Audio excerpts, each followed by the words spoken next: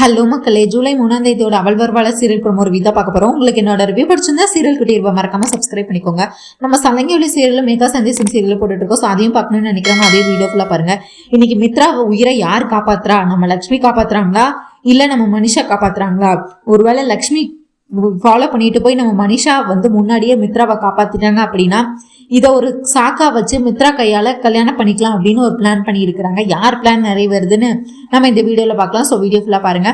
இங்க நம்ம லக்கி பாப்பாவோ தன்னோட அப்பா மித்ரா வரவே இல்லை, தன்னை பார்க்கவே இல்லை, என்னாச்சு எங்க போனாங்க எதுவுமே யாரும் சொல்ல மாட்டாங்கன்னு சொல்லிட்டு ரொம்பவே சோகமா மாடிப்படிக்கட்டுல உட்காந்துட்டு இருக்கிறாங்க. ஜுன்னு வராரு. இந்த சைடு பார்த்தா மாடிப்படிக்கட்டுல இருந்து ஜுன்னு லக்கி பக்கத்துல உட்கார்றாரு.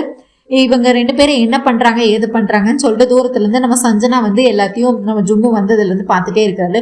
ஜுன்னு லக்கி கிட்ட, லக்கி இப்ப என்னாச்சு, எதுக்கு நீ இப்படி சோகமா உட்காந்து இருக்கிற, ஏன் நீ என்கிட்ட பேசவே மாட்டற, எதுக்கு இன்னைக்கு நீ ரொம்ப டல்லா இருக்கிற, நான் இன்னைக்கு உன் கூட விளையாடலான்னு தானே இங்க வந்திருக்கேன், ஆனா நீ பாரு என்னை கண்டுக்கவே மாட்டேங்கிற, என்கிட்ட பேசவே மாட்டேங்கிற அப்படின்னு சொல்லிட்டு இருக்கிறாரு.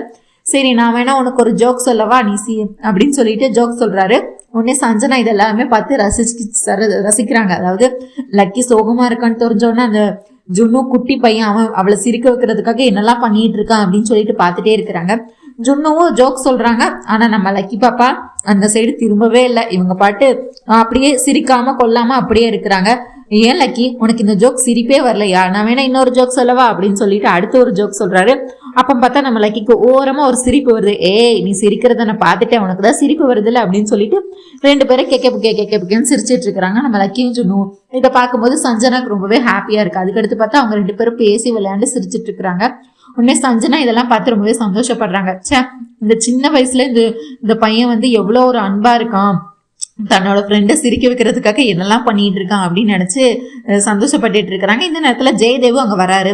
என்ன சஞ்சனா என்னாச்சு அப்படின்னு கேட்கும்போது, இல்லப்பா அவன் அந்த ஜுன்னு யாருன்னு தெரியல, ஆனா அந்த பையன் ரொம்ப அறிவாளியா இருக்கான், அவன் நம்ம லக்கி பாப்பா சோகமா இருக்கான்னு தெரிஞ்ச அடுத்த நொடி அவளை சிரிக்க வைக்கிறதுக்காக என்னெல்லாம் பண்ணிட்டு இருந்தான் தெரியுமா, நான் எல்லாத்தையும் பார்த்துட்டே இருந்தேன், இப்படி ஒரு ஃப்ரெண்டு தான் எல்லாருக்கும் கிடைக்கணும் அப்படின்னு சொல்லிட்டு எனக்கு இந்த ஜுன்னுவை பாக்குறதுக்கு அப்படியே சின்ன வயசுல நம்ம மித்ராவை பார்த்த மாதிரி இருக்கு, மித்ரா அண்ணனை பார்த்த மாதிரி இருக்கு, ஒருவேளை நம்ம மித்ரா அண்ணனுக்கும் லக்ஷ்மி அண்ணிக்கும் ஒரு குழந்தை பிறந்திருந்தா அது அப்படியே இவன மாதிரிதான் இருக்கும், அந்த பழக்க வழக்கங்கள் கேரக்டர் எல்லாமே இவன மாதிரிதான் இருக்கும், அப்படியே சின்ன வயசுல மித்ரா அண்ணனை பார்த்த மாதிரியே இருக்குன்னு சொல்லிட்டு கண் கலங்கி பேசுறாங்க. ஜெயதேவோ அவங்க கிட்ட உண்மையை உளறிடுறாங்க. அதாவது நீ நினைக்கிறது கரெக்ட் தான், இந்த பையன் வேற யாரும் இல்ல, உன்னோட லக்ஷ்மி அண்ணிக்கும் மித்ரா அண்ணனுக்கும் பிறந்த பையன் தான் இவன் அப்படிங்கும்போது, பெரியப்பா என்ன சொல்றீங்க அப்படின்னு சொல்லி ஷாக் ஆகுறாங்க நம்ம சஞ்சனா.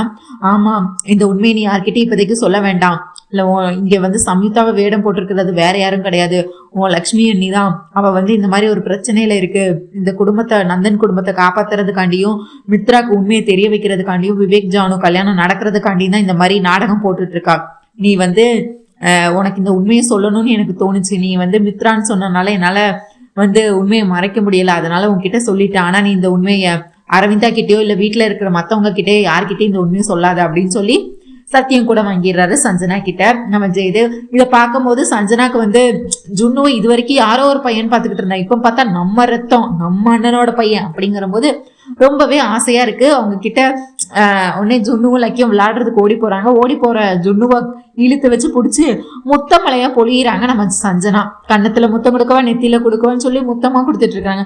ஐயோ ஆண்டி நீங்க யாரு, நீங்க எதுக்கு எனக்கெல்லாம் முத்தம் கொடுத்துட்டு இருக்கிறீங்க, இனி இது வரைக்கும் நீங்க பார்த்தது கூட கிடையாது அப்படின்னு சொல்லிட்டு இருக்கிறாங்க. நம்ம சஞ்சனாவோ ஜாடமாடையா, நான் யாருன்னு உனக்கு தெரியாம இருக்கலாம், ஆனா இப்ப நான் யாருன்னு சொல்ல வேண்டிய நிலைமை இப்போ இல்ல, கண்டிப்பா ஒரு நாள் நீயே புரிஞ்சுப்ப நான் யாருன்னு அப்படின்னு சொல்லிட்டு குதர்க்கமா பதில் சொல்லிட்டு இருக்கிறாங்க.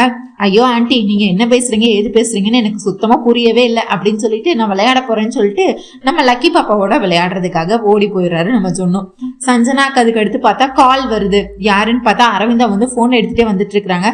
சஞ்சனா நீ இங்கதான் இருக்கியா, உனக்கு போன் கால், உன்னோட ஹஸ்பண்ட் கால் பண்ணி பேசிட்டே இருக்கிறாங்க, உனக்கிட்ட ஏதோ சொல்லணுமா அப்படின்னு சொல்லிட்டு போனை கொடுக்குறாங்க. உடனே இங்க அரவிந்தாக்கோ ரொம்ப கவலையா இருக்கு, மித்ராக்கு என்னாச்சு ஏதாச்சுன்னு தெரியல, தீக்ஷுல வேற இந்த மாதிரி என்ன அதாவது அவனுக்கு ஏதோ கண்டம் இருக்குன்னு சொல்லியிருக்காங்களா, இப்ப நான் என்ன பண்ணுவேன் அப்படின்னு சொல்லி அந்த கவலையில இருந்துட்டு இருக்கிறாங்க. சஞ்சனாவோட ஹஸ்பண்ட் என்ன சொல்றாங்கன்னா, ஃபிளைட்டுக்கு நேரம் ஆச்சு சீக்கிரமா, எனக்கு மீட்டிங் எல்லாம் முடிஞ்சு போச்சு அப்படின்னு சொல்லிட்டு இருக்கிறாரு. உடனே என்னம்மா பேசிட்டே என்ன சொன்னாங்க அப்படின்னு கேட்கும்போது, இல்ல பெரியமா வேற என்ன, ஃப்ளைட்டுக்கு டைம் ஆயிடுச்சு, நீ இப்பவே வீட்டுல இருந்து கிளம்புனாதான் கரெக்டா இருக்கும்னு சொல்லிட்டு இருக்காங்க, உனக்கு ஞாபகப்படுத்துறேன்னு சொல்லிட்டு இருக்காங்க, வேற ஒண்ணும் இல்லை, அவங்களுக்கும் மீட்டிங் முடிஞ்சுச்சான், அவங்க டைரக்டா ஏர்போர்ட் வந்துருவேன்னு சொல்லி இருக்காங்க அப்படின்னு சொல்றாங்க.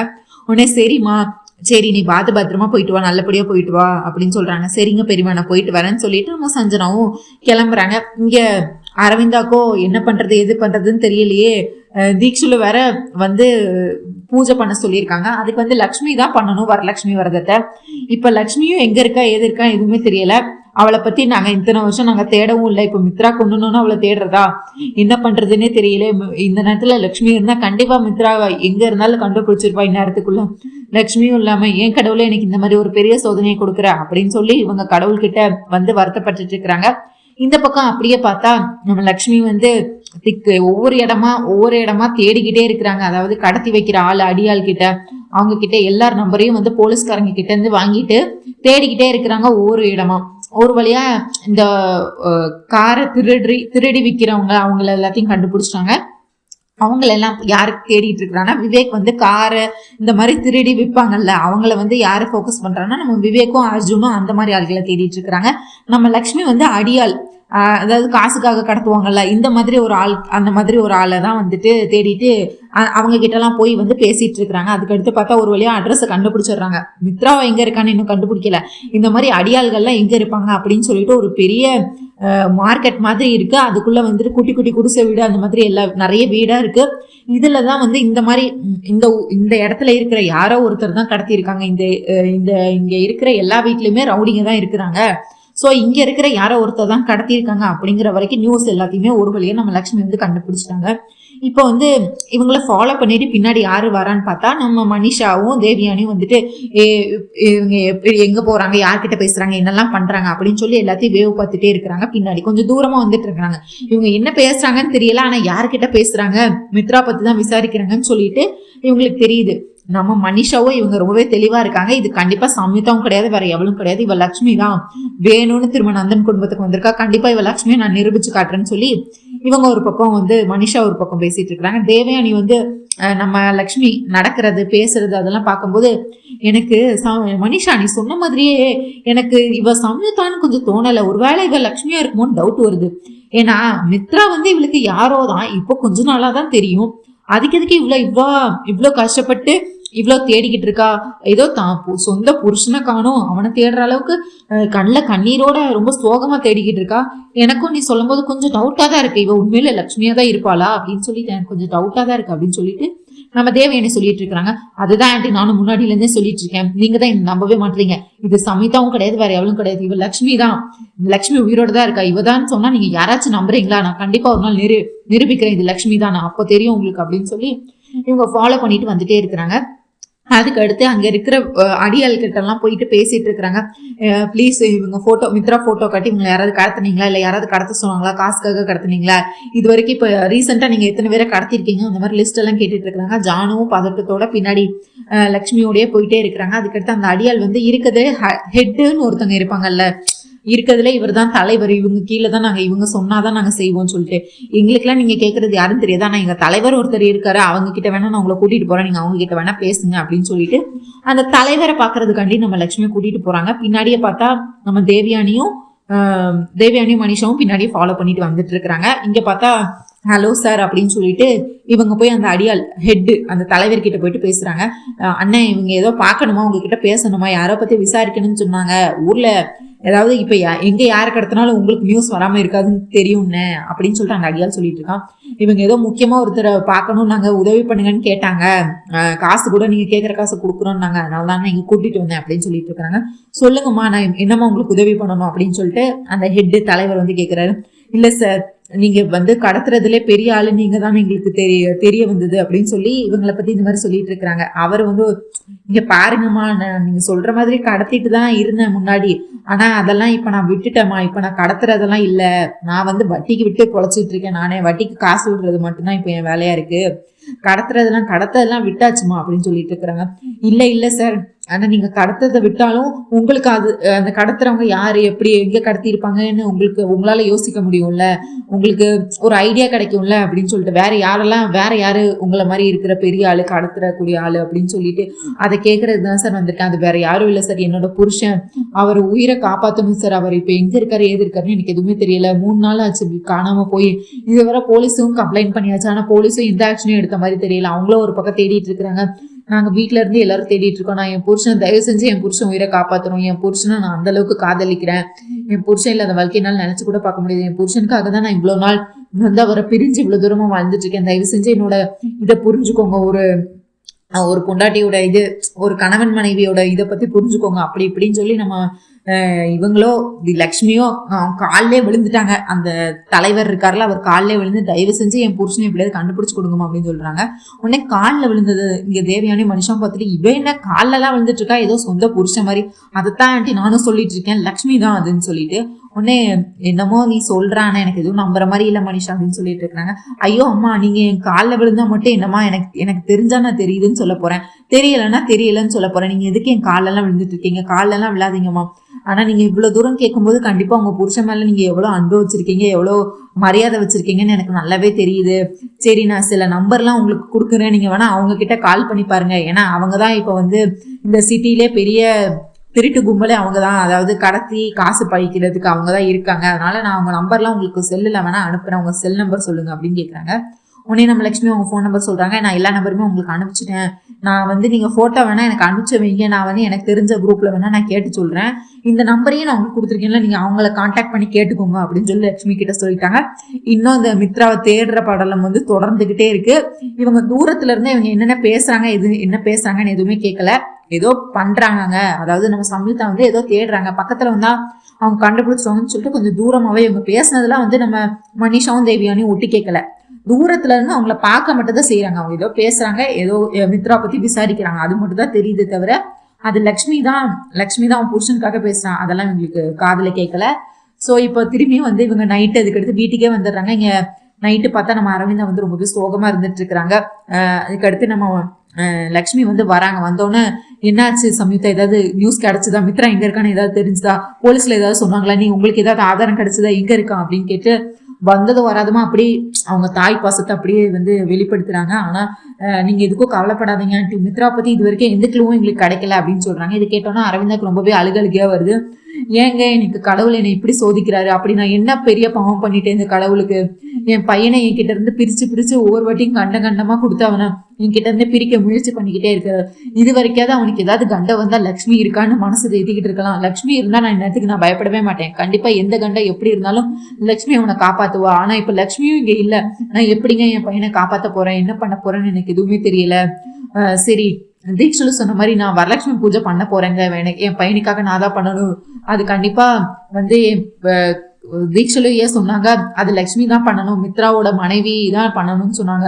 ஆனா இப்ப லக்ஷ்மியும் உயிரோ எங்க இருக்கானே தெரியல, நான் என்னங்க பண்றதுன்னு சொல்லிட்டு ஜெயதேவ் கிட்ட எங்க அழுதுட்டு இருக்கிறாங்க. அதுக்கடுத்து இன்னமும் நான் பண்றேன் அப்படின்னு சொல்லிட்டு சாமி கிட்ட போய் நான் கேட்கறேன் அப்படின்னு சொல்லிட்டு திரும்ப போய் அழுதுகிட்டே வந்து கடவுள்கிட்ட போய் கேட்டுட்டு இருக்கிறாங்க, மித்ராவை திருப்பி கொடு அப்படின்னு சொல்லிட்டு. இந்த பக்கம் பார்த்தா ஜெயதேவ் வந்து தீக்ஷலு சொன்னதெல்லாம் சொல்றாங்க. அம்மா லக்ஷ்மி உங்ககிட்ட ஒண்ணு சொல்லணும், தீக்ஷலு ஐயாவை போய் நானும் அரவிந்தாவும் போய் பார்த்தோம், கண்டிப்பா வந்து மித்ரா உயிரை காப்பாற்றணும்னா அதுக்கு நீ வந்து வரலட்சுமி பூஜை பண்ணணும்னு சொன்னாங்க. காலையில நான் கோயில நான் எல்லா ஏற்பாடும் பண்ணிட்டேன், நீ வந்து பூஜை மட்டும் பண்ணா முடிஞ்சுது அப்படின்னு சொல்லிட்டு இருக்காங்க. வீட்டுல யாராவது தெரிஞ்சா என்னமா அம்மா பண்றது அப்படின்னு சொல்லிட்டு இருக்காங்க. வீட்டுல வச்சு இல்லம்மா, கோயில வச்சுதானே பண்ண போறோம், நீங்க எதுக்கும் கவலைப்படாத, காலையில கிளம்பிட நம்ம 2 பேரும் போகலாம் அப்படின்னு சொல்லி ஜெயதேவ் வந்து லக்ஷ்மி கிட்ட சொல்லிட்டு இருக்கிறாங்க. இங்க பார்த்தா காலையில விடியுது, இவங்க லக்ஷ்மியும் ஜெயதேவும் கோயிலுக்கு போயிட்டாங்க. அங்க தீக்ஷலு வந்து அம்மனோட சிலையை எடுத்து வச்சுட்டு அதுக்கான ஏற்பாடு எல்லாமே, அதாவது வரலட்சுமி வர்றதுக்கான ஏற்பாடு எல்லாமே நம்ம லக்ஷ்மிக்காக தீக்ஷலுவும் அவங்க தொண்டர்கள் எல்லாரும் சேர்ந்து எல்லாம் ரெடியா வச்சுட்டு இருக்கிறாங்க. உடனே தீக்ஷலு வந்தோடனே வந்துட்டு லக்ஷ்மி வந்தோடனே தீக்ஷலு வந்து என்னம்மா நீ இப்போ இந்த விரதத்தை பண்றியா, நீ எதுக்கும் கவலைப்படாத, உன் மித்ரா வந்து உன்கிட்ட கிடைச்சிருவான், நீ எதுக்கும் கவலைப்படாத அப்படின்னு சொல்லிட்டு இருக்கிறாங்க. இல்ல குருஜி, இது வரைக்காவது அவருக்கு மித்ராக்கு வரப்போற ஆபத்தோ என்னன்னு முன்னாடியே எனக்கு தெரியும், நான் பக்கத்துலதான் இருப்பேன், நான் காப்பாத்துவேன். ஆனா இப்ப அவர் எங்க கடத்தப்பட்டிருக்காரு, யாரு கடத்தப்பட்டிருக்கா, 3 நாள் ஆச்சு, இது வரைக்கும் ஒரு சின்ன க்ளூ கூட எங்களுக்கு கிடைக்கவே இல்லை, இதை வச்சு நான் எப்படி கண்டுபிடிக்க போறேன்னு எனக்கு தெரியல அப்படின்னு சொல்றாங்க. உனக்கு இந்த அம்மன் மேல நம்பிக்கை இருக்குல்ல, உனக்கு இந்த அம்மன் சக்தி மேல நம்பிக்கை இருக்குல்ல, உன்னோட மன வேதனை எல்லாம் நீ வந்து மனப்பூர்வமா நீ அம்மன் கிட்ட கேட்டனா அம்மா கண்டிப்பா உனக்கு வழி விடுவா அப்படின்னு சொல்லிட்டு நீ போய் முதல்ல குளிச்சுட்டு வாமா, குளிச்சுட்டு வந்தாதான் இது பண்ண முடியும், பூஜை பண்ண முடியும்னு இன்னொரு வாட்டி போய் குளிச்சுட்டு வா அப்படின்னு சொல்றாங்க. உடனே இவங்களும் குளிச்சுட்டு அடுத்து பூஜைக்கான ஏற்பாடெல்லாம் பண்ணிட்டு வரதுக்கு போறாங்க நம்ம லட்சுமி. இங்க பார்த்தா லட்சுமியை காணும், அதாவது சம்யுக்தாவை காணும்னு நம்ம மனிஷா வீடு ஃபுல்லா தேடிட்டு இருக்கிறாங்க. மாடியில தேடுறாங்க, கீழே தேடுறாங்க, பெட்ரூம்ல தேடுறாங்க, மித்ரா ரூம்ல தேடுறாங்க, எல்லா பக்கமும் தேடிட்டு இருக்கிறாங்க. தேவயானி ஹாயா உட்காந்து பேப்பர் படிச்சுட்டு இருக்கிறாங்க. ஆண்டி என்னாச்சு மனிஷா, குட் மார்னிங், என்னாச்சு, எதுக்கு நீ இப்போ வந்து பரபரப்பா இருக்க, என்னாச்சு இப்போ அப்படின்னு கேட்டுட்டு இருக்கிறாங்க. ஆண்டி சம்யுக்தாவை பாத்தீங்களா, அவளை காணவே இல்லை அப்படின்னு கேட்டுட்டு இருக்கிறாங்க. சம்யுக்தாவை நான் பார்க்கலையே, என்ன ஆண்டி இப்படி அசால்ட்டா சொல்லிட்டு இருக்கிறீங்க, நீங்க தானே சொன்னீங்க நானாச்சும் தனியா போய் மித்ராவை தேடி இருப்பேன், அதையும் விட்டுட்டு நீ அந்த சம்யுக்தாவை ஈஸியா ஃபாலோ பண்ண, ஹார்ட் ஒர்க் பண்ணாது, ஸ்மார்ட் ஒர்க் பண்ணிருந்தீங்க. இப்ப காலங்கத்துல எங்க போயிட்டாங்க, அவ எங்க போனா என்ன பண்ண தெரியவா, இப்ப அவ மித்ராவை கண்டுபிடிச்சா நான் என்ன பண்ணுவேன், உங்க பேச்சை கேட்டால எனக்கு இதுவும் வேணும், இதுக்கு மேலேயும் வேணும் ஆண்டி அப்படின்னு சொல்லி இவங்க தேவயானி கிட்ட நம்ம மனுஷா வந்து சண்டை போட்டுட்டு இருக்கிறாங்க. இந்த நேரத்துல மாடியில இருந்து கோயிலுக்கு போகலாம் அப்படின்னு சொல்லிட்டு நம்ம அரவிந்தா வந்து பூஜை சாமான்லாம் எடுத்துட்டு கோயிலுக்கு போகலான்னு வந்துட்டு இருக்கிறாங்க. ஆண்டி எங்க போறீங்க, இல்ல மித்ரா இன்னும் வீட்டுக்கு வரல, எனக்கு ரொம்ப கவலையா இருக்கு, அதான் கோயிலையாவது போகலாம் அப்படின்னு சொல்லிட்டு கோயிலுக்கு போறேன் அப்படின்னு சொல்றாங்க. சரி சம்யுக்தா எங்க, லக்ஷ்மி எங்க அப்படின்னு கேக்குறாங்க. இது லக்ஷ்மியா, லக்ஷ்மி நீ பாத்தியா அப்படின்னு கேக்குறாங்க. ஐயோ அக்கா லக்ஷ்மின்னா நான் லக்ஷ்மியே கேட்கல, லக்ஷ்மி மாதிரியே இருக்கிற அந்த சம்யுக்தான்னு சொல்றது பதில் லக்ஷ்மின்னு சொல்லிட்டேன். அவளை எங்கேயாவது பாத்தீங்களா, சம்யுக்தாவை காலில இருந்து பார்க்கவே இல்லையே, தெரியலம்மா எனக்கும் அப்படின்னு சொல்லிட்டு அரவிந்தா சொல்றாங்க. எனக்கும் தெரியல, விவேக்கும் ஜானு சம்யுக்தா 3 பேருமே காணும், எங்க போயிருக்காங்கன்னு தெரியல எனக்கு அப்படின்னு சொல்லிடுறாங்க. ஆண்டி இப்ப இங்க போய் தேடுவேனா அப்படின்னு சொல்லிட்டு இவங்க அரவிந்தா வந்து கோயிலுக்கு வந்துட்டு இருக்காங்க. இவங்க வீட்டுல இருந்து புலம்பிட்டு இருக்காங்க. நம்ம மனிஷா இப்ப நான் அந்த லட்சுமியை எங்கன்னு நான் போய் தேடிட்டு இருப்பேன். இந்த கோயில்ல பார்த்தா தீக்ஷலு வந்து வரலட்சுமி பூஜைக்கான ஏற்பாடெல்லாம் லட்சுமிக்காக பண்ணிட்டு இருக்காங்க. இன்னொரு பக்கம் பார்த்தா அதே கோயிலுக்கு தான் நம்ம அரவிந்தாவும் வந்துட்டு இருக்காங்க. இங்க வந்து தீக்ஷலுயா சொல்றாங்க, லட்சுமி நான் கோயில் இப்ப வந்து பூஜைக்கான ஏற்பாடு எல்லாமே நான் பண்ணிட்டேன், நீ இப்ப வந்து ஒரு 5 சுமங்கலிகளை கூட்டிட்டு வந்து அவங்க கிட்ட ஆசீர்வாதம் வாங்கிட்டு அவங்களுக்கு பாத பூஜை பண்ணி அவங்களுக்கு ஆசீர்வாதம் வாங்கிட்டேன்னா அடுத்து நீ பூஜை பண்ண ஸ்டார்ட் பண்ணிடலாம், ஆரம்பிச்சிடலாம் அப்படின்னு சொல்லிட்டு இருக்கிறாங்க. லக்ஷ்மியும் சரி நான் போய் கூட்டிட்டு வரேன் 5 பேர் அப்படின்னு சொல்லிட்டு அங்க கோயில்ல வந்திருக்கிற சில பொம்பளைங்க கிட்ட எல்லாம் போயிட்டு கேட்டுட்டு இருக்கிறாங்க. அம்மா என் புருஷனுக்கு கொஞ்சம் பிரச்சனை, என் புருஷன் உயிரை காப்பாற்றணும், அதுக்காக நான் வரலட்சுமி பூஜை பண்ணிட்டு இருக்கேன், தயவு செஞ்சு வரீங்களா, நான் உங்ககிட்ட ஆசீர்வாதம் வாங்கணும் அப்படின்னு சொல்லி கேட்குறாங்க. உடனே அங்க இருக்கிற லேடிஸ் எல்லாம் வந்து என்ன பண்றாங்கன்னா லக்ஷ்மியை வந்து மறுக்கிறாங்க. இல்ல நான் வர முடியாது, வரலட்சுமி பூஜையெல்லாம் வீட்டுல ராத்திரி தான் பண்ணுவாங்க, நீ என்ன காலங்காத்தால ஏதோ கோயில்ல வச்சு வரலட்சுமி பூஜைன்ற, என்ன ஏன் உனக்கு ஒரு குடும்பம் இல்லையா, உன் குடும்பத்துல யாருமே இல்லையா, அவங்களுக்கு பண்ண வேண்டியது தானே, எதுக்கு நீ வந்து எங்களை கூப்பிட்டு இருக்க, நான்லாம் வரல எனக்கு வேலை இருக்கு அப்படின்னு சொல்லிட்டு ஒருத்தரா கண்டுக்கிறாங்க. லக்ஷ்மி கஷ்டப்பட்டு ஒருத்தரையா போய் கேட்கறாங்க. ஒவ்வொருத்தவங்களும் ஒவ்வொரு காரணம் சொல்றாங்க. ஒருத்தங்க இதை நம்ம கோயில்ல வச்சு பண்ணிக்கிட்டு இருக்க, இதெல்லாம் வீட்டுல வச்சு பண்ணணும் அப்படின்னு சொல்றாங்க. இன்னொருத்தங்க இதெல்லாம் ஏன் உங்க சொந்தக்காரங்க யாரும் இல்லையா பாத பூஜை பண்றதுக்கு, எதுக்கு என்னைய வந்து கூப்பிட்டு இருக்கிற அப்படின்னு சொல்லி லக்ஷ்மியை வந்து இன்னும் ரொம்ப கஷ்டப்படுத்துறாங்க. யாருமே வந்து பூஜைக்கு சம்மதிக்கவே இல்லை. கடைசி அதுக்கடுத்து அங்க இங்க நான் அலைஞ்சு ஒவ்வொருத்தட்டையா கேட்கறாங்க. இல்லம்மா எனக்கு வேலை இருக்கு அப்படின்னு சொல்லி ஒருத்தரா கலந்து போறாங்க. கடைசியா ஒருத்தங்க வந்து சரிம்மா நீ எதுக்கும் கவலைப்படாதவா பாத்துக்கலாம் நான் வரேன் அப்படின்னு சொல்லி ஒருத்தவங்க வராங்க. அதுக்கடுத்து அப்படி இன்னொரு 2 பேரு, இவங்க ஒருத்தவங்க வந்தோடனே அவங்களுக்கு பின்னாடி இன்னும் 2 பேர் வராங்க. அடுத்து இன்னொருத்தங்க தானா வந்துடுறாங்க. ஒரு 4 பேர் வராங்க. இப்போ தீக்ஷலு ஐயா நீங்க சொன்ன மாதிரியே 4 பேரை கூட்டிட்டு வந்துட்டேன் அப்படின்னு சொல்லி இவங்க இங்க பேசிட்டு இருக்காங்க. இப்ப பார்த்தா அதே கோயிலுக்கு நம்ம அரவிந்தா கார்ல வந்து இறங்குறாங்க. இறங்கி முதல்ல வந்து கடவுள்கிட்ட வேண்டிட்டு இருக்கிறாங்க. வெளியே இருக்கிற கடவுள்கிட்ட முதல்ல வேண்டிட்டு இருக்கிறாங்க. கடவுளே இது என்ன, இது சோதனை, என் குடும்பத்துக்கு எதுக்கு இப்ப நீ இவ்வளவு பெரிய தண்டனையா, இதை நான் என்னன்னு எடுத்துக்கிறது, என் பையனை பார்த்து 3 நாள் ஆச்சு, அவன் எங்க இருக்கான், எப்படி இருக்கான், சாப்பிட்டானா, என்ன பண்ணா, யாருக்கு அடுத்துனா எதுவுமே தெரியல, இப்ப நான் யாருக்கிட்ட போய் என்ன சொல்றது, போலீஸும் தேடிக்கிட்டு இருக்கிறாங்க, யாருக்கும் எந்த இதுவும் கிடைக்கல, அவனுக்கு முதல்ல கண்டமா கொடுத்து என்னை பயன்படுத்திட்டு இருந்தேன், இப்ப அவனுக்கு கடத்தினது யாரு என்னன்னு எனக்கு எதுவுமே தெரியலே, எதுக்கு என் குடும்பத்துக்கு இப்படி ஒரு சோதனையை நீ கொடுத்துக்கிட்டு இருக்கேன்னு சொல்லி கடவுள்கிட்ட வந்து ரொம்ப அழுது வேண்டிட்டு இருக்கிறாங்க நம்ம அரவிந்தா. அதுவும் இல்லாம என் மனசு இப்ப நிம்மதியாவே இல்ல, கடவுளை தயவு செஞ்சு இங்க பாருங்க, இப்ப என் லட்சுமி இருந்தா கூட அவ மித்ராவை தேடி கண்டுபிடிச்சிருவா, இப்ப என் லட்சுமியும் என் கூட இல்ல, லட்சுமியும் என்கிட்ட இருந்து நீ பிரிச்சுட்ட, இப்ப என் மித்ராவையும் என்கிட்ட இருந்து பிரிச்சிடாத கடவுளே அப்படின்னு சொல்லி கடவுள்கிட்ட வேண்டிட்டு திரும்புறாங்க. உடனே தீக்ஷிலு இங்க பார்த்தா சொல்றாங்க லக்ஷ்மி கிட்ட, என்ன லக்ஷ்மி நான் உங்ககிட்ட என்ன சொன்னேன், 5 பேர் வேணும்னு சொன்னேன், 4 பேர் தான் வந்திருக்காங்க, இன்னொருத்தர் வேணும் அப்படின்னு சொல்றாங்க. லக்ஷ்மி திரும்ப போகலாம் கூப்பிட போலான்னு பாக்குறாங்க. அதுல இருக்கிற 4 பேர்ல இருக்கிற ஒரு லேடி வந்து சொல்றாங்க, அம்மா நீ பூஜைக்கான ஏற்பாடெல்லாம் நீ ஆரம்பி, இன்னும் ஒரு லேடிஸ் தானே கூட்டிட்டு வரணும், நான் போய் யாரையாச்சும் எங்கேயாச்சும் கூட்டிட்டு வரேன் அப்படின்னு சொல்லிட்டு இவங்க தேட ஆரம்பிக்கிறாங்க. இந்த பொண்ணு அந்த லேடி இருக்காங்கல்ல, 4 பேர்ல ஒருத்தவங்க வந்து வெளியே ஒருத்தவங்களை கூட்டிட்டு வரலாம், 5ஆவதா ஒருத்தவங்களை கூட்டிட்டு வரலாம் தேடிட்டு இருக்காங்க. அதுக்கு அடுத்து பார்த்தா அரவிந்தா, அம்மா அங்க ஒரு பொண்ணு அவ புருஷனோட ஆயுளுக்கு வேண்டி வரலட்சுமி விரதம் பண்ணிட்டு இருக்காங்க, அதுல 5 பேர் வந்து ஆசீர்வாதம் பண்ணணுமா, 4 பேர் இருக்காங்க, நீங்க ஒருத்தங்க அங்க வந்து ஆசீர்வாதம் பண்றீங்களா அந்த பொண்ணு அப்படின்னு கேக்குறாங்க. இல்ல அரவிந்தா வந்து மறுத்துடுறாங்க, இல்ல என் மனசே வந்து ஒரு நிலையா இல்ல, என் மனசே வந்து ரொம்ப கவலையா இருக்கேன், இந்த நேரத்துல வந்து ஒரு பொண்ணை வந்து ஆசீர்வாதம் பண்ணா அது நல்லா இருக்காது, அதனால வேண்டாம் அப்படின்னு சொல்லிட்டு நான் முதல்ல நான் நல்லபடியா இருந்து என் மனசு நல்லா இருந்து நான் ஆசீர்வாதம் பண்ணாதான் அந்த பொண்ணு நல்லா இருப்பா, என் மனசுல இவ்வளவு கஷ்டத்தை வச்சுட்டு நான் ஆசீர்வாதம் பண்ணா அந்த பொண்ணு நல்லா இருக்காது அப்படின்னு சொல்லி அது தன்னோட மருமகள் லக்ஷ்மினே தெரியாம நம்ம அரவிந்தா வந்து மறுத்துடுறாங்க.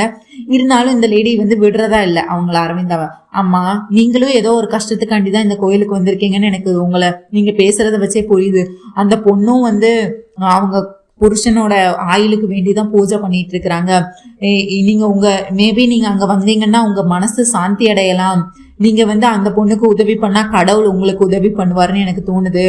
நீங்க இப்போ வந்து என்ன உங்க மனசு ஒரு நிலையா இல்லைன்னு நீங்க சொல்றீங்க, நீங்க அங்க வந்து அந்த பொண்ணை ஆசீர்வாதம் பண்றதுனால அந்த பொண்ணு பூஜையை சிறப்பா முடிப்பா, அந்த புண்ணியமும் உங்களுக்கு தானமா வந்து சேரும் அப்படின்னு சொல்லி இவங்க அது இதுன்னு பேசி நம்ம அரவிந்தாவை வந்து கன்வின்ஸ் பண்ணி அங்க கூப்பிட்டுட்டு வந்துட்டு இருக்கிறாங்க.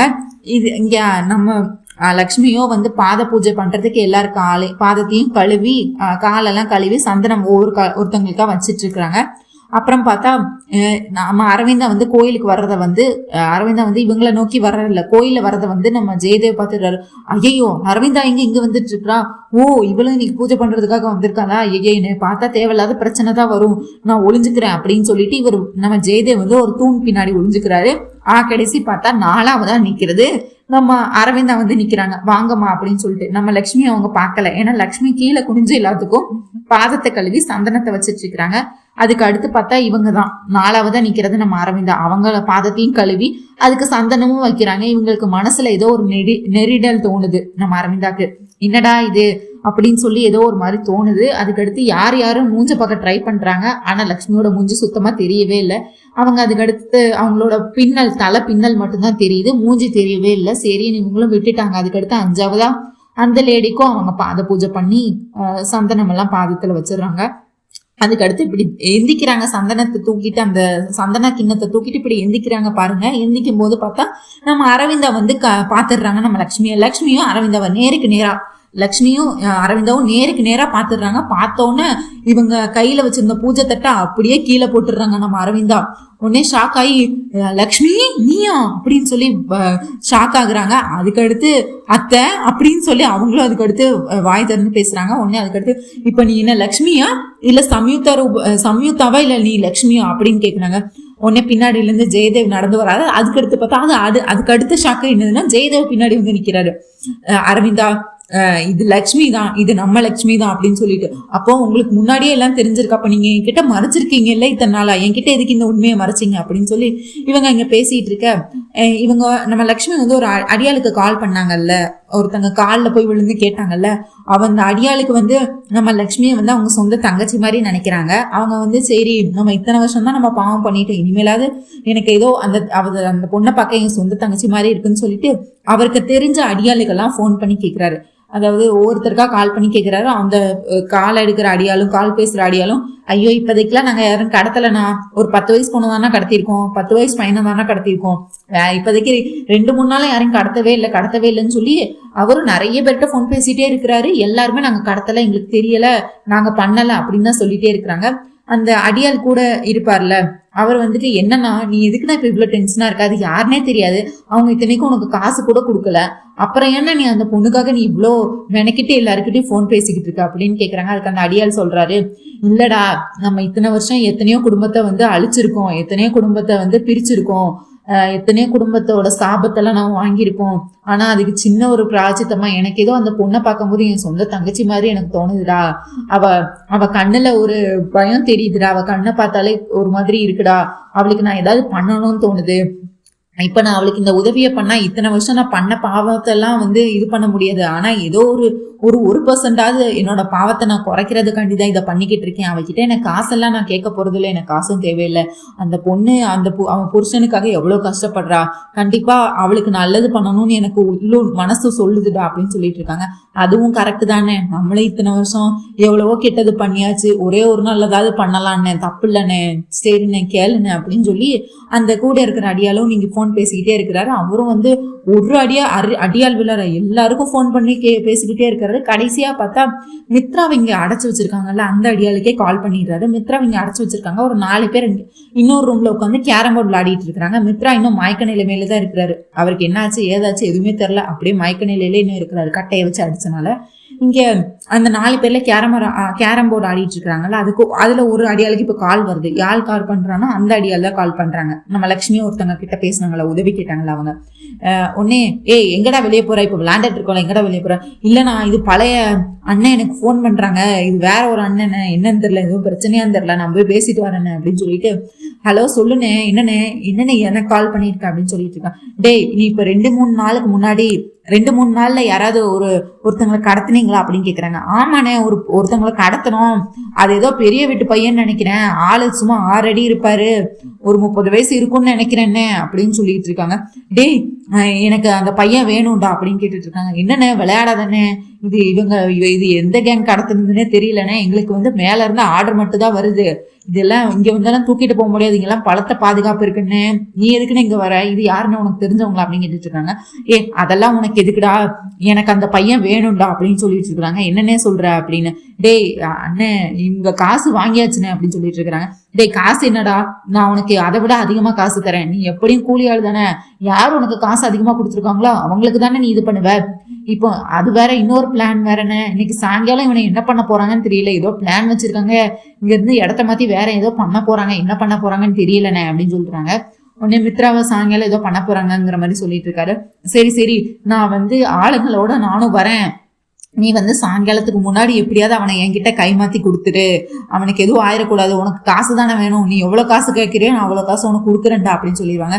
சரிண்ணே அப்ப நீ வாண்ணே, மத்தியானம் வாண்ணே, நான் உனக்கு எப்படியாவது இங்க இருந்து யாருக்கும் தெரியாம உன்னை கைமாத்தி விடுறேன் அப்படின்னு சொல்லிட்டு இவனும் காசு காண்டி இங்க இருக்கிற அடியால் மித்ராவை நான் உங்ககிட்டே சேர்த்துடுறேன் அப்படின்னு சொல்லிடுறாரு.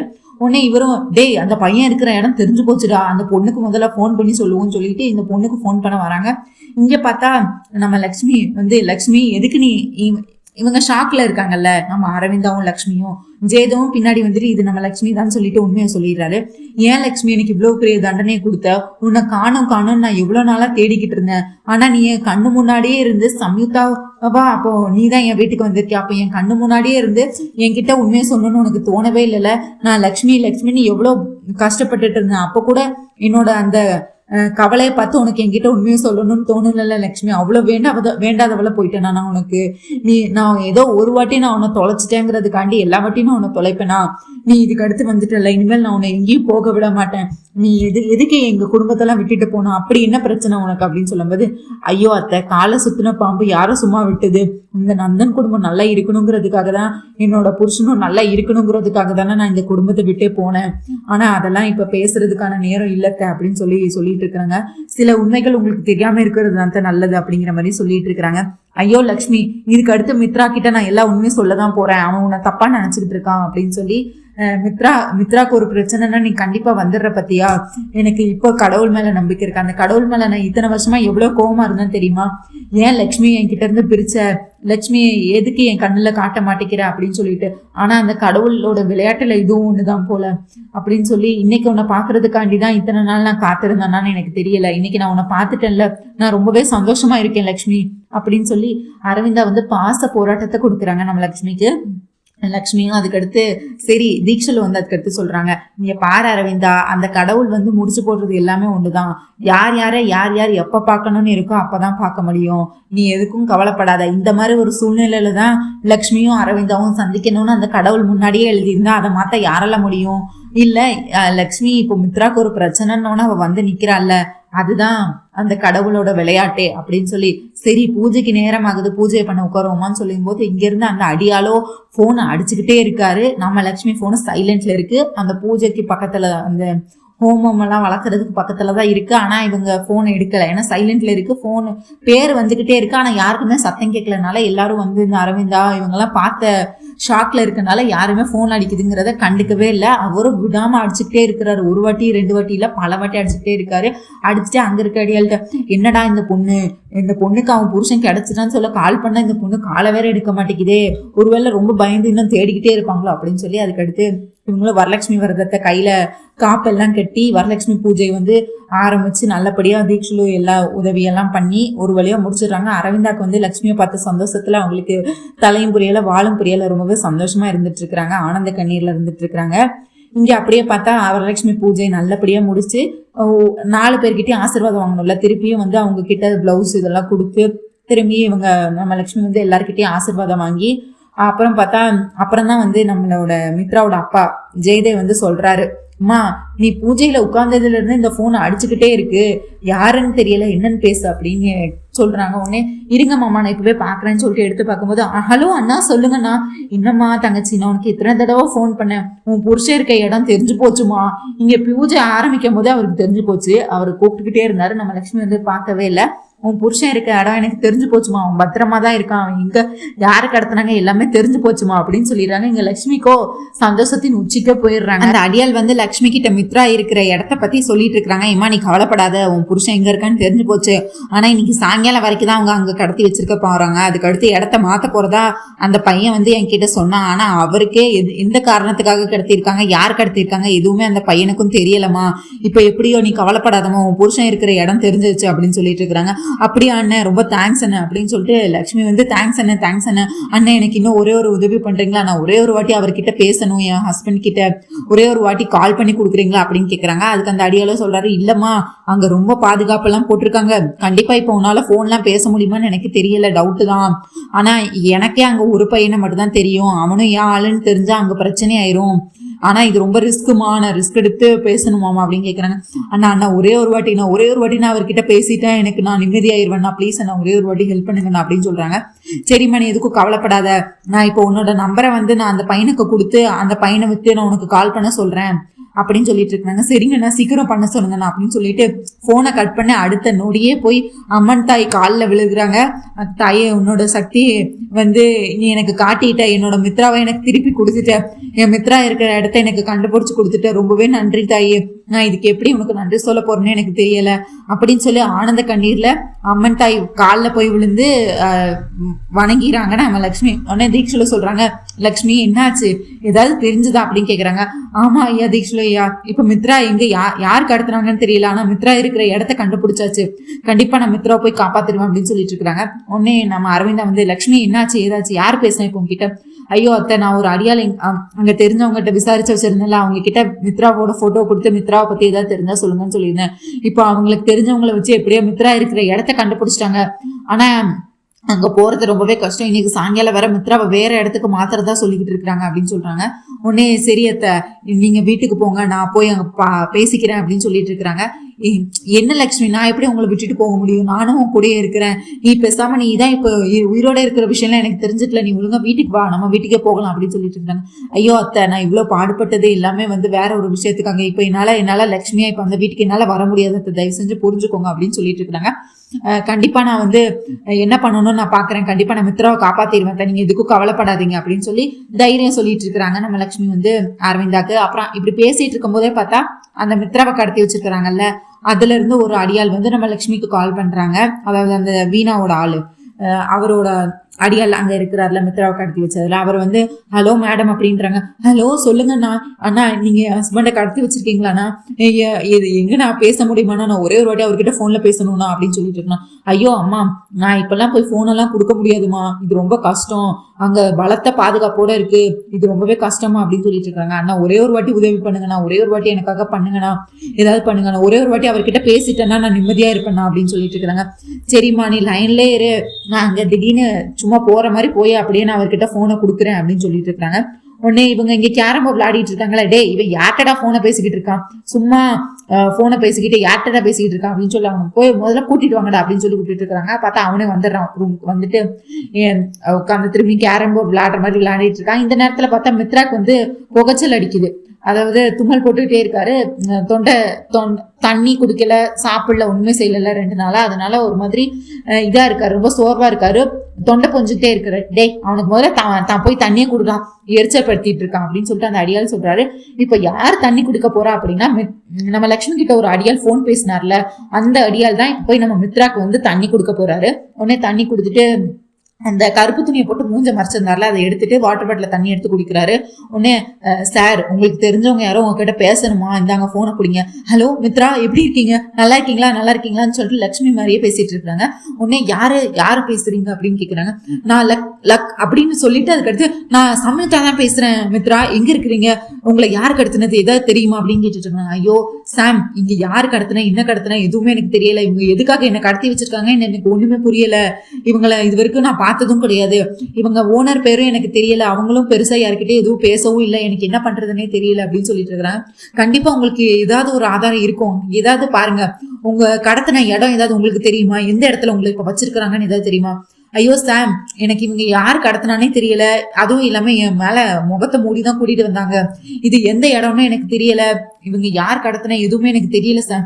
சரி மித்ரா நீங்க எதுக்கும் கவலைப்படாதீங்க, கண்டிப்பா நான் உங்களை காப்பாத்திடுவேன் அப்படின்னு சொல்லி இப்படி வந்து பேசிக்கிட்டு இருக்காங்க. இந்த நேரத்துல பார்த்தா அந்த அடியாலோட ஹெட் வந்து வந்துடுறாரு. உடனே வந்து டேய் நீங்க என்னடா இங்க பண்ணிட்டு இருக்க, இல்லண்ணே இவர் தொண்டை பூஞ்சாரு அதுதானே தண்ணி குடுக்கலான்னு வந்தேன், டேய் முதல்ல மத்த ஆட்களை கூட்டுவாடா, டேய் இவனை எதுக்கடா இங்க விட்டீங்க, இவனை இங்க உள்ள எல்லாம் சேர்க்காதீங்கன்னு சொல்லிட்டேன்ல, இவன் எப்படி அந்த வீணாவோட ஆளுதான், இவன் ஏதாவது இங்க இருக்கு நடக்காதப்ப இந்த வீணா கிட்ட சொல்லிட்டானா என்னடா பண்றது, இவனை இப்ப வலை வீசி தேடிக்கிட்டு இருக்காங்க, போலீஸ் ஒரு பக்கம் தேடிக்கிட்டு இருக்கா, அந்த வீணாவும் ஒரு பக்கம் தேடிக்கிட்டு இருக்கான், அந்த வீணா கிட்ட வேற இவன் ஏதாவது உண்மையை சொன்னானா என்னன்னு வேற தெரியல, முதல்ல இவன் யாருக்கிட்ட போன் பேசிட்டு இருந்தாங்க அப்படின்னு சொல்றாங்க. ஏதோ போன் பேசிட்டு இருந்தாங்க, போன் எங்கடா அப்படின்னு கேட்டுட்டு இருக்கிறாங்க. போன் எல்லாம் நான் இன்னைக்கு எடுத்துட்டே வரலண்ணே அப்படின்னு சொல்லி இவங்க வந்து சமாளிக்கிறாரு. இங்க போன் யார்கிட்ட இருக்குன்னு பார்த்தா நம்ம மித்ரா காதுல தான் இருக்கு. அவருக்கு வந்து அந்த கருப்பு துணி போட்டு மறைச்சிருக்கிறனால அவர் முகமே பாதி மறைஞ்சுதான் இருக்கு. இவர் டச் போன்லாம் வச்சிடல, அந்த அடியால் வந்து பட்டன் போன் தான் வச்சிருந்தாரு, அது காது கிட்ட சின்னதா தான் இருந்தது, அதனால அது மித்ரா காதுல இருக்கிறது. அங்க இருக்கிற அடியால் எல்லாருமே மித்ரா பக்கத்துல தான் நின்றுட்டு இருக்கிறாங்க. யாருக்குமே அவன் அந்த போன் வந்து மித்ரா கிட்டதான் இருக்கு அப்படின்னு தெரியல. உடனே இவனை ஃபுல்லா முதல்ல செக் பண்ணுங்க அப்படின்னு சொல்லிட்டு அங்க இருக்கிற அடியால் வந்து இவனை ஃபுல்லா செக் பண்றாங்க. ஐயோ அண்ணா இவன் சட்டை பாக்கெட்ல பேண்ட் பாக்கெட்ல எல்லாம் பாத்தாருச்சுன்னா இவன் கிட்ட போன்லாம் இல்லண்ணே அப்படின்றாங்க. டேய் அவன் அங்கதானே உட்காந்துருந்தான், நீங்க அங்கதானே உட்காந்து கேரம் போர்டு விளையாடிட்டு இருந்தீங்க, அங்க எங்கேயாவது போன் இருக்கான்னு பாருங்களா அப்படின்னு சொல்லிட்டு இருக்காங்க. திரும்ப அந்த அடியால் போய் அங்க எங்கேயாவது இருக்கான்னு சொல்லி வலை வீசி அந்த இன்னும் மிச்ச 2 அடியால் இருக்காங்களா அவங்க ஃபுல்லா தேடிட்டு இருக்கிறாங்க. அண்ணே நான் தான் சொல்றேன்லண்ணே போன் கொண்டு வரலன்னு, என்னைய நம்ப மாட்டியானே அப்படின்னு சொல்லி இவர் இங்க நடிச்சிட்டு இருக்கிறாரு இந்த அடியாலு. உடனே அங்க ஃபுல்லா தேடி பார்த்துட்டாங்க, அங்கேயே போன் இல்ல. அண்ணே அங்க வலை வீசி தேடி பார்த்தாச்சுண்ணே, இங்கேயே போன்லாம் இல்லண்ணே, இவன் யாருக்கிட்டையும் அப்படியெல்லாம் பேசுற ஆள் இல்லண்ணே அப்படின்னு சொல்லிட்டு இருக்கிறாங்க.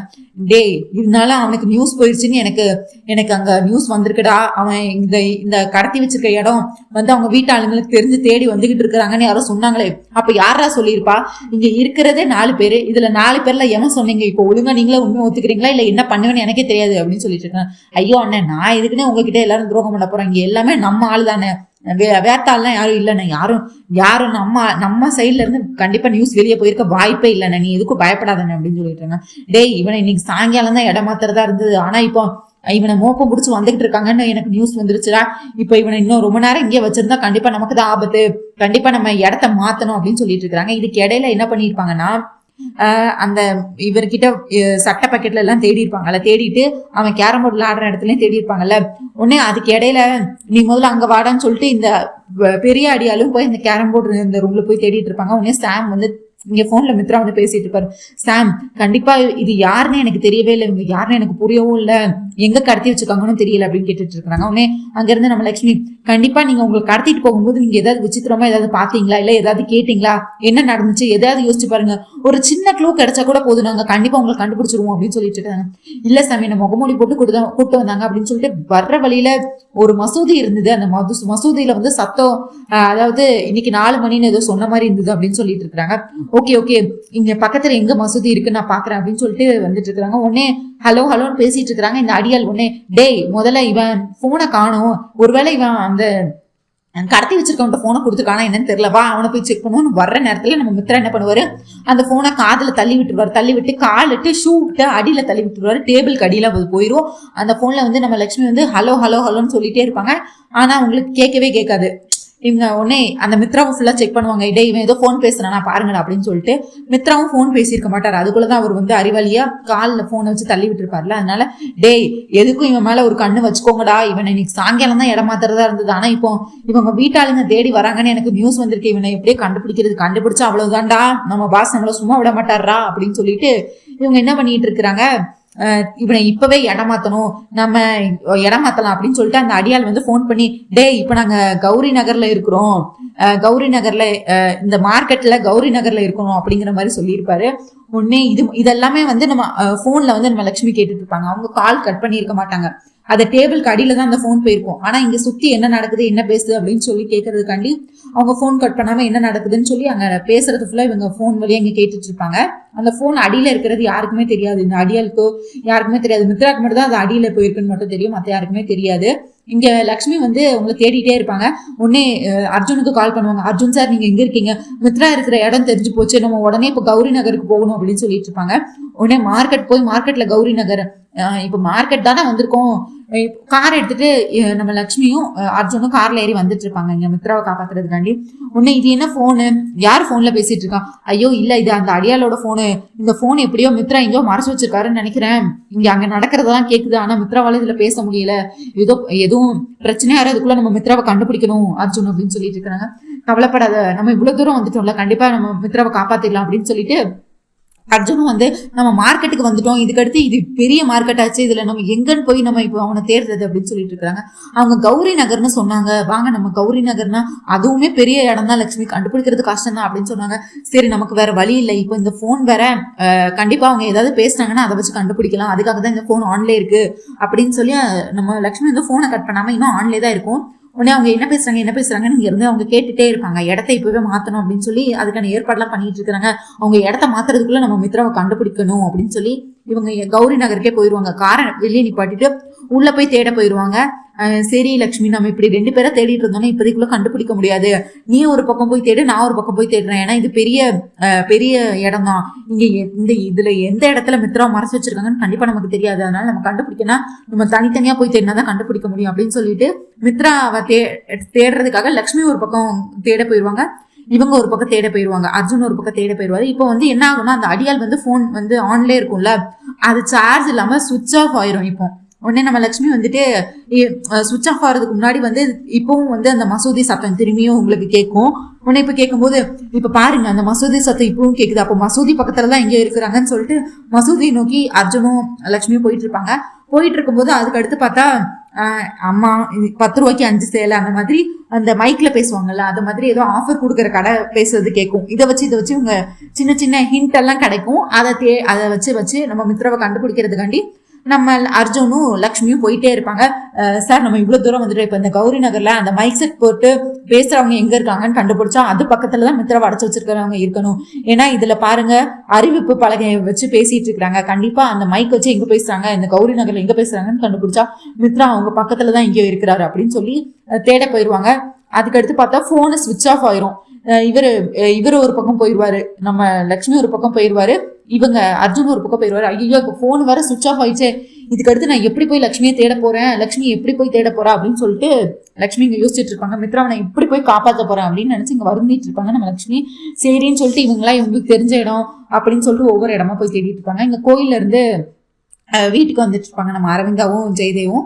இவங்க அதுக்குள்ள பார்த்தா இங்க மனிஷாக்கு கை ஓடாது காலை ஓடாது. ஆண்டி நான் முதல்ல சொன்னேன், இப்ப பாருங்க அந்த சம்யுக்தாக்கு அந்த விவேக் எத்தனை வாட்டி கால் பண்ணாலும் அந்த சம்யுக்தா எடுக்க மாட்டா, இப்ப என்ன பண்றது, மித்ராவை அவங்க கண்டுபிடிச்சிட்டா இப்ப என்ன பண்றது, மித்ரா மட்டும் அவ கண்டே பிடிக்க கூடாது, நான் தான் கண்டுபிடிக்கணும், நான் கண்டுபிடிச்சாதான் மித்ரா கையால நான் தாலி வாங்கி கட்டிக்க முடியும். இப்ப அந்த சம்யுக்தா அந்த லட்சுமி கண்டுபிடிச்சானா அவ்வளவுதான், ஜோலியே முடிஞ்சது. அப்புறம் மித்ரா என்னன்னா எனக்கு அவன் மேல அன்பே இல்லைன்னு ஆயிரும், இப்ப என்ன பண்றதான்ட்டு உங்க பேச்சை கேட்டு நான் என் வீட்டுல இருந்திருக்கவே கூடாது, நானா போய் தேடி கண்டுபிடிச்சிருக்கோம் அப்படின்னு சொல்லிட்டு இருக்காங்க. உடனே நம்ம தேவியானியோ மனிஷா நீ இதுக்கு இவ்வளவு கவலைப்பட்டு இருக்கா, இன்னும் அவங்க ஒன்னும் சம்யுக்தா ஒன்னும் கண்டுபிடிக்கல, அவ தேட தானே போயிருக்கா, நீ ஸ்மார்ட் ஒர்க் தான் பண்ணணும், ஹார்ட் ஒர்க் எல்லாம் பண்ணக்கூடாதுன்னு திரும்பியும் இவங்களை கன்வின்ஸ் பண்ணிட்டு இருக்காங்க.